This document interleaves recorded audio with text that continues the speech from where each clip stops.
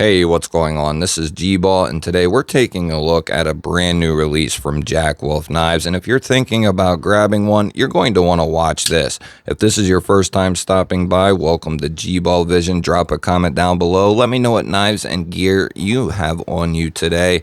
We're going to be taking a look at what's great, what's different, and who this knife is actually for. I will have more information down in the description as to where and when you can pick these up. This is going to be the brand new Gunslinger. There has been a couple of other versions previously to this particular one. I think this would technically be a version 3. What stands out immediately to me is this has a pivot collar, and isn't something we've seen in the past from any Jack Wolf knives that I'm aware of.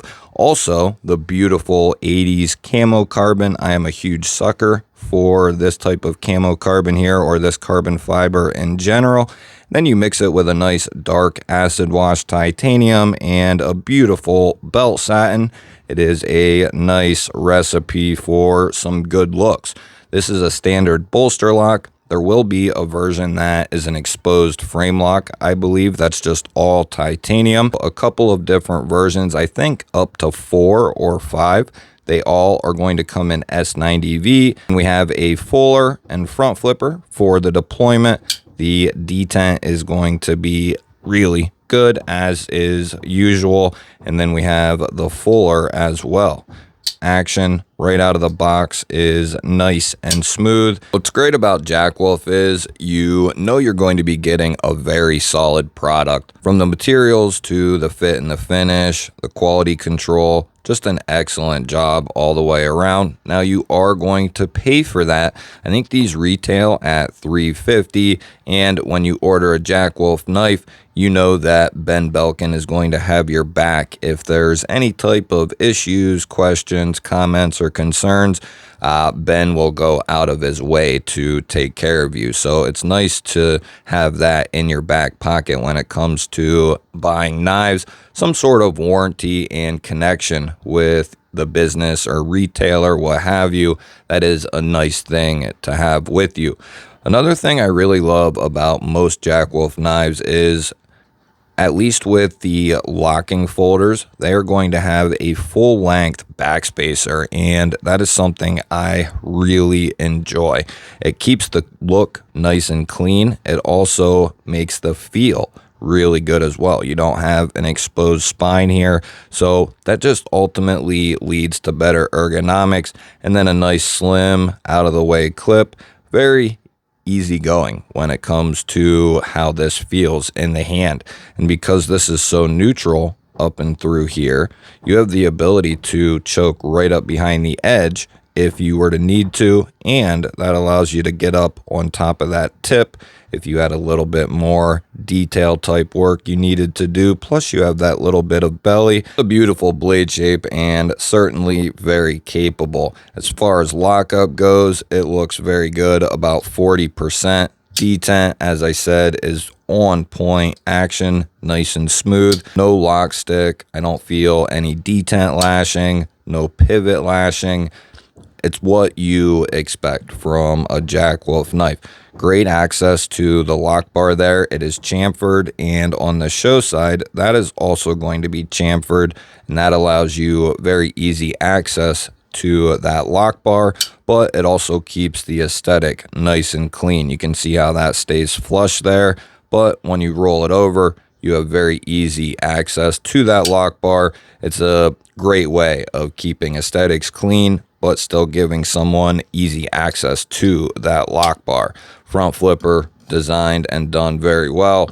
The fuller, nice and sharp. That way you can get in there and actually get a good grip. It is sharp in a good way. You know what I'm saying.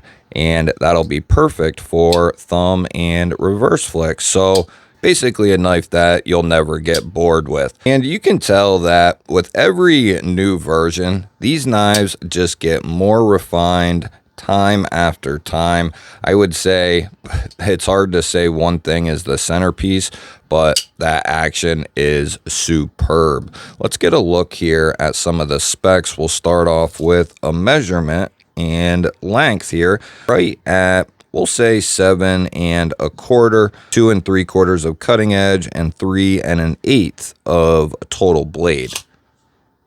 I did want to bring out the version 2 gunslinger here, and I think this was the first locking knife I ever handled from Jack Wolf. I think it's a version 2. I could be wrong. This might be a version 1. I don't remember. You'll have to let me know if you know how that all goes, but that is the gold version. They're not going to have this style on this drop, and that's the key for Jack Wolf. Each drop, even with the same knife, is going to have different versions and different finishes. You can see how here this one has a hand satin. This is a belt satin. So vertical is a belt satin, and then horizontal is going to be a hand satin, just in case you were not aware of that. You should be, and if you're not, well, now you are. So let's take a close-up look at this fella. Beautiful fit and finish all the way around. Everything is softened and chamfered nicely. Finish on the blade is excellent. Nice sharpening choil there. We know S90V has really great performance, especially in the edge retention department, and these Jack Wolf knives just seem to cut forever. I have some that are 2 years old and never even stropped the one, and the edge is still going strong. The fine edge is gone, but it is still fully capable of cutting most materials, I would say, which is pretty impressive. It's an old slip joint that we haven't seen, only done one time. Actually, I'd love to see that in a locking knife, but we'll talk about that at a different time, I would say. Now, to answer the question, who should actually buy this knife right here?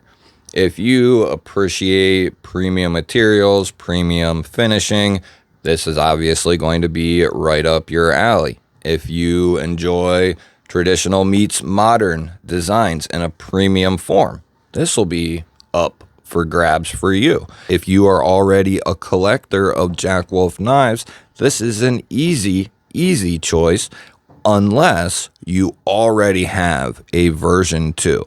I would say, it's pointless for you to grab one unless you're just looking to get one of the versions that is dropping on Friday. Then I could totally see it. If you're collecting every single one or something of that nature, then of course, right? But if you have a V1 or V2 or some form of a gunslinger, right, then, I would say to hold off. If you're looking for a hard use knife, I would say to hold off, right?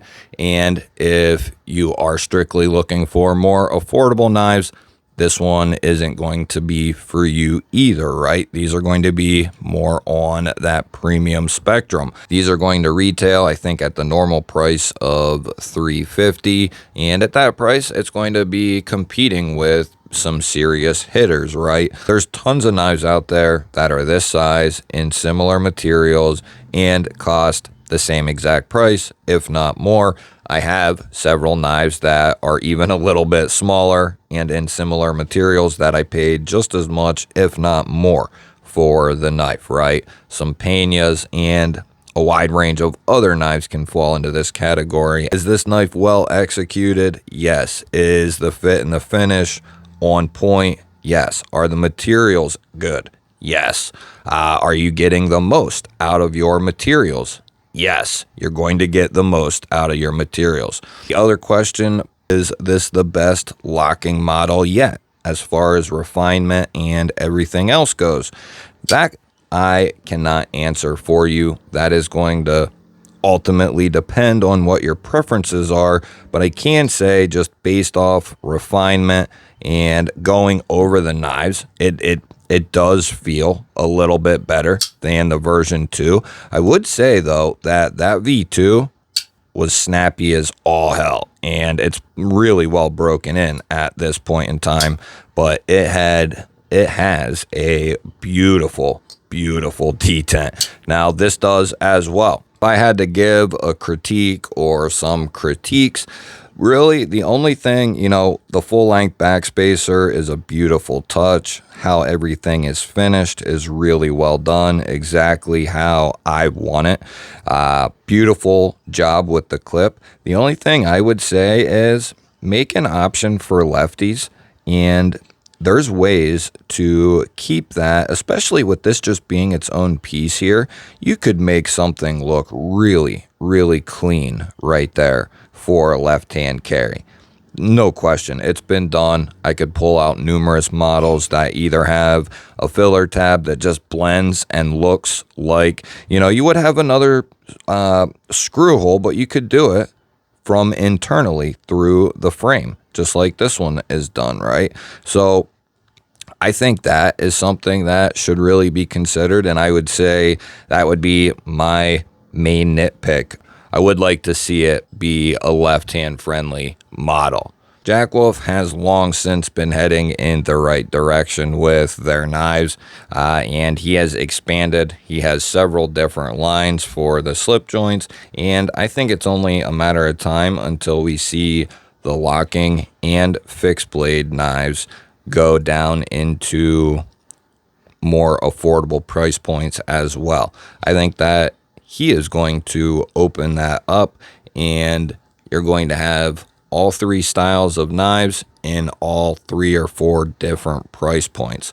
If you're thinking about picking one up on release day, I hope this helped you make a better decision. If you enjoyed this one, hit that like button and subscribe if you're new. I'll see you guys in the next one.